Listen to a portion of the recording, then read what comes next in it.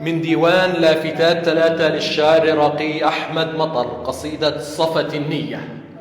صفت النية يا لبنان، صفت النية، لم نهملك ولكن كنا مختلفين على تحديد الميزانية. كم تحتاج من التصفيق ومن الرقصات الشرقية؟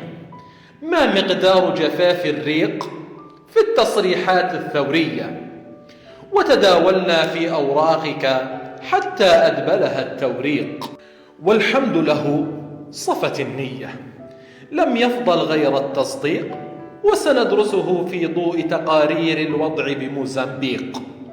صفت النية، فتهانينا يا لبنان جامعة الدول العربية، تهديك سلاما وتحية، تهديك كتيبة ألحان ومبادرة أمريكية.